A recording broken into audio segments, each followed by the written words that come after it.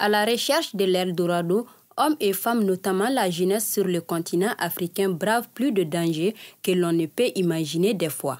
Ils sont animés par le courage et l'espoir d'obtenir une vie meilleure, une fois l'océan traversé au prix de sa vie. Nombreux sont ceux qui ne verront jamais l'autre côté. D'un retour à Ceuta et Melilla, Mame Diarra Diop aborde cette question de migration. La thématique, c'est simplement la migration, partir, traverser la mer, traverser le désert. C'est aussi en dessous, il y a des problèmes de pauvreté, de développement, de gouvernance.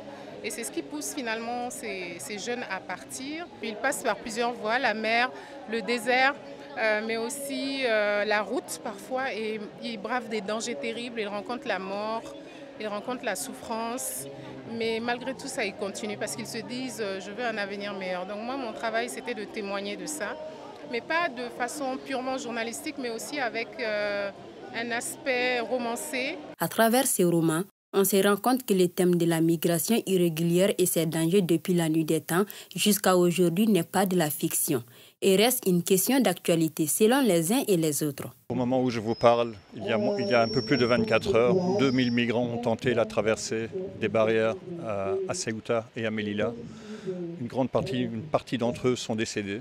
Donc ce livre qui parle d'histoires qui se sont passées en 2006 nous rappelle en fait que les questions de la migration et surtout les questions de la migration irrégulière sont plus que jamais d'actualité. Et je voudrais saluer le travail journalistique qui a été fait, le travail d'enquête vraiment qui a été fait par Mame Diarra Diop sur cet ouvrage où elle nous amène vraiment sur une route, sur des routes qui existent avec la réalité en fait que les migrants rencontrent quand ils font leur périple vers l'Europe.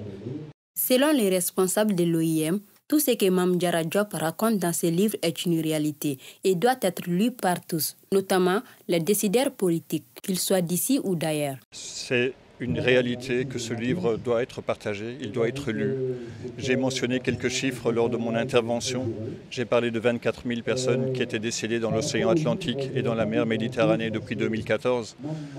Ce livre nous rappelle que ce ne sont pas juste 24 000 personnes, c'est 24 000 fois une personne. Je pense que c'est important que les décideurs politiques, que les décideurs, qu'ils soient d'ici ou de là-bas, puissent être en contact avec ce livre. Ça leur permettra de rappeler que les populations, elles souffrent, elles sont pleines d'espoir, souvent de désespoir malheureusement aussi. L'autrice, après la publication de son œuvre, est animée d'un sentiment de fierté et de devoir accompli. Beaucoup de fierté parce que ça a été un long travail de recherche, d'enquête, de documentation, un travail vraiment de collection des informations, de témoignages. Je me suis rendue aux îles Canaries, j'ai fait pas mal de recherches et quand on voit le produit fini, le livre entre les mains, on s'est dit, ah oui, franchement, ça valait le coup de faire tous ces efforts-là. Retour à Ceuta et Melilla est un roman très émouvant, car il met en scène les réalités de ses périples à la recherche de l'Eldorado. C'est un livre que chacun devrait découvrir, que l'on soit décideur politique ou pas. C'est un miroir axé sur le chemin peu salvateur qu'emprunte notre jeunesse pour la plupart du temps.